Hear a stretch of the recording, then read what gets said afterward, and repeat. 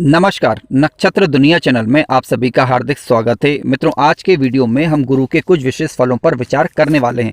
आपने सुना होगा कि कोई ग्रह यदि जिस भाव में वह कारक हो रहा है, यदि उस भाव में वह अकेला बैठ जाए तो उस भाव में हानि करने लगता है, यानी उस भाव से संबंधित फलों में वह हानि देने लगता है। तो आज हम बात करेंगे गुरु ग्रह यदि कुंडली के दूसरे भाव, पांचवें भाव, सातवें भाव, यदि 11वें भाव में अकेले बैठ जाएं तो किस प्रकार का फल देंगे, क्योंकि देखिए इन भावों में बैठा होने पर वह फलों की हानि करने लगते हैं। तो इसी को आज समझने का प्रयास आज के वीडियो में विशेष रूप से किया गया है। यदि किसी कारणवश गुरु ग्रह के आपको नुकसान देखने को मिल रहे हैं जीवन काल के दौरान, तब आप उनके उपाय किस प्रकार से कर सकते हैं, इसे भी समझने का प्रयास करेंगे। यदि आप चैनल पर नए हैं तो चैनल को सब्सक्राइब अवश्य करें। आइए शुरू करते हैं। मित्रों, गुरु ग्रह के विशेष फलों पर चर्चा करने से पहले हम गुरु ग्रह से संबंधित कुछ आधारभूत बातों को समझ लेते हैं, ताकि जिन फलों पर अभी हम विचार करेंगे तो उनको समझने में आसानी हो जाए। देखिए, गुरु ग्रह शिक्षा के प्रमुख कारक ग्रह हैं, धन के कारक ग्रह हैं, संतान के कारक ग्रह हैं और धर्म के कारक ग्रह माने गए हैं। यानी जब कभी भी शिक्षा की बात की जाए, धर्म की बात की जाए, धन की बात की जाए, संतान की बात की जाए, तब हमें गुरु ग्रह की स्थिति पर विचार करना ही होगा। ठीक है, पहली बात। दूसरी बात यह है कि गुरु ग्रह किसी भी भाव में बैठे हुए हैं, वहां पर राशि का अंक 9 लिखा है तो समझ लीजिए धनु राशि है, 12 नंबर का अंक लिखा है समझ लीजिए मीन राशि है, और इन राशियों में गुरु ग्रह स्वग्रही माने जाते हैं।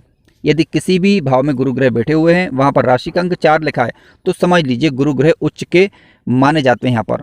ठीक है, और यदि किसी भी भाव में गुरु ग्रह बैठे हुए हैं, वहां पर राशि का अंक 10 लिखा है तो समझ लीजिए कि गुरु ग्रह वहां पर नीच के होकर बैठे हुए हैं, यानी या कह सकते हैं कि उदासीन प्रवृत्ति होगी जब कभी भी गुरु ग्रह मकर राशि में बैठते हैं तब। मित्रों, सबसे पहले हम विचार करते हैं कि गुरु ग्रह यदि कुंडली के धन भाव में बैठ जाएं तब किस प्रकार का फल देंगे। देखिए, कुंडली के दूसरे भाव में गुरु ग्रह किसी ग्रह के साथ बैठे हों तब फल अलग देते हैं, और अकेले बैठे हों तब फल थोड़ा अलग देते हैं। पहले हम समझते हैं गुरु ग्रह यदि किसी ग्रह के साथ बैठे हुए हैं तब किस प्रकार का फल देते हैं।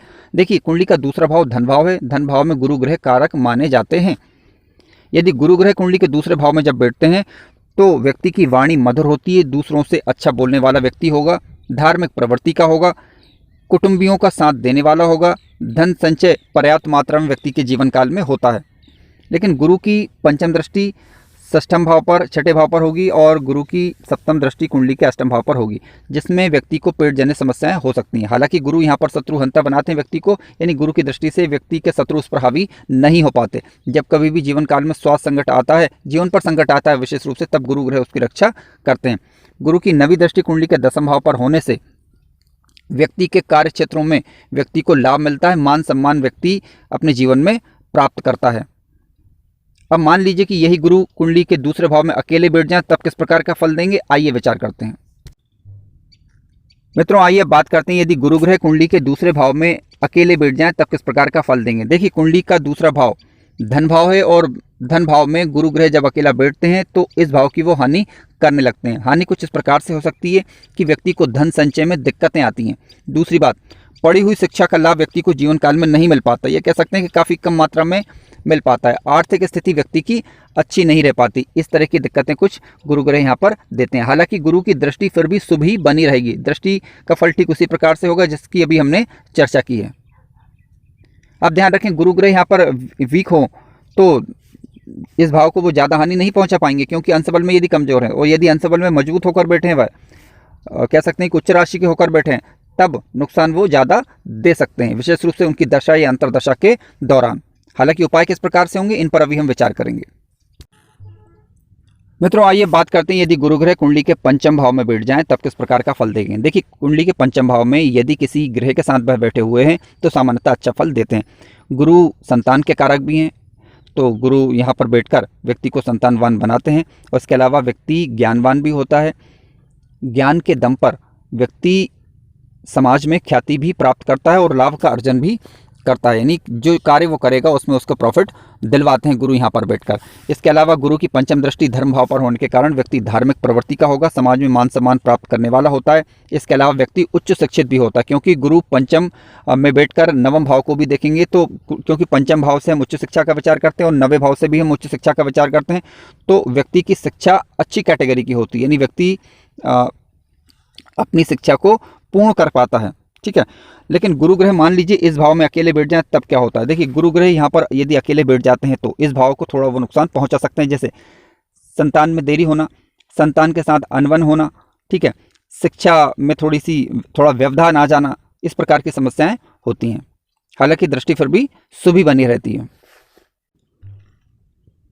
आइए बात करते हैं गुरु ग्रह यदि कुंडली के सप्तम भाव में बैठ जाते हैं तो किस प्रकार का फल देते हैं। मित्रों ध्यान रखें, कुंडली का सप्तम भाव दाम्पत्य जीवन का भाव है, जीवन साथी का भाव है। यहाँ पर गुरु ग्रह बैठकर व्यक्ति का जीवन सुखी बनाने का कार्य करते हैं। पार्टनरशिप में व्यक्ति को लाभ होता है, व्यक्ति की मित्र मंडली जो होती है वह उसका सहयोग करने वाली होती है, ठीक है। लेकिन गुरु ग्रह किसी ग्रह के साथ बैठे हुए होने चाहिए, अकेले नहीं होना चाहिए।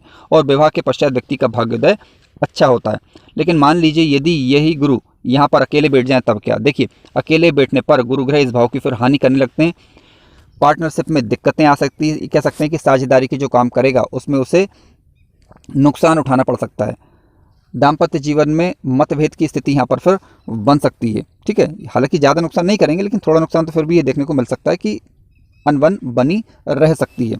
इस प्रकार की समस्याएं गुरु ग्रह यहाँ पर देते हैं। हालांकि इनकी दृष्टि फिर भी शुभ ही रहेगी, यानी गुरु यहाँ से बैठकर कुंडली के लाभ भाव को देखेंगे तो लाभ पर्याप्त मात्रा में व्यक्ति को जीवन काल में होता रहेगा। इसके अलावा व्यक्ति का व्यक्तित्व भी मजबूत बना रहेगा, समाज में मान सम्मान प्राप्त करने वाला व्यक्ति जीवन काल में बना रहेगा। ऐसा व्यक्ति साहसी भी होता है, पराक्रमी होता है, पराक्रम के दम पर अपने भाग्य का निर्माण ऐसा व्यक्ति करता है और समाज में उन्नति अर्जित करता है, उन्नति प्राप्त करता है। मित्रों आइए बात करते हैं यदि गुरु ग्रह कुंडली के एकादश भाव यानी लाभ भाव में बैठ जाएं तब किस प्रकार का फल देंगे। देखिए, एकादश भाव एक लाभ भाव है, बड़े भाई बहनों का भाव भी इसे कहा जा सकता है। गुरु ग्रह जब यहाँ पर बैठेंगे तो लाभ व्यक्ति को पर्याप्त मात्रा में मिलता है, यानी वो जो भी व्यापार करे या नौकरी करे व्यक्ति के पास धनागमन होता रहता है, क्योंकि गुरु वैसे भी धन के प्रमुख कारक ग्रह हैं। लेकिन किसी ग्रह के साथ यहाँ पर बैठे हुए होने चाहिए। शिक्षा व्यक्ति की अच्छी होती है क्योंकि पंचम भाव पर दृष्टि होती है यहाँ पर। संतान से लाभ व्यक्ति को मिलता है जीवन काल के दौरान। इसके अलावा गुरु की पंचम दृष्टि की बात करें तो पराक्रम भाव पर होगी तो व्यक्ति पराक्रमी भी होगा और साहसी भी होगा, ठीक है। यानी अपने पराक्रम के दम पर व्यापार करे या नौकरी करे उसमें वह ऊंचाइयों पर पहुंचता है। गुरु की नवी दृष्टि की बात करें तो सप्तम भाव पर पड़ती है, जिसके कारण दाम्पत्य सुख व्यक्ति के जीवन काल में अच्छा देखने को मिलता है। लेकिन यदि मान लीजिए गुरु ग्रह अकेले बैठ जाएं तब क्या। देखिए, गुरु ग्रह यदि इस भाव में अकेले बैठ जाएं तो अकेले बैठने पर इस भाव की फिर वो हानि करने लगते हैं। प्रॉफिट में नुकसान होता है व्यक्ति को, कह सकते हैं कि इनकम जो होती है व्यक्ति की वो रेगुलर नहीं हो पाती, ठीक है। बड़े भाई बहनों के साथ संबंध खराब हो जाना। मित्रों ध्यान रखें कि गुरु ग्रह यदि आपकी कुंडली में नुकसान पहुंचा रहे हो, कह सकते हैं कि उनकी दशा या अंतर्दशा के दौरान आपको किसी प्रकार के नुकसान देखने को यदि मिल रहे हो तो आप उपाय कर सकते हैं। इसके लिए उनका बीज मंत्र जो होता है ओम ग्राम ग्रीम ग्रोम सह गुरवे नमः, इस बीज मंत्र का आप जप कर सकते हैं। या फिर ओम ब्रह्म बृहस्पतये नमः, इस मंत्र का भी आप जप कर सकते हैं जब कभी भी गुरु ग्रह की दशा या अंतर्दशा आए तब। या फिर प्रत्येक गुरुवार को भी आप ऐसा कर सकते हैं। या फिर विष्णु सहस्त्र नाम का पाठ आप करें, आपको बहुत लाभ होगा। मित्रों वीडियो अच्छा लगा हो तो लाइक जरूर करें और चैनल पर नए हो तो सब्सक्राइब भी करें। धन्यवाद।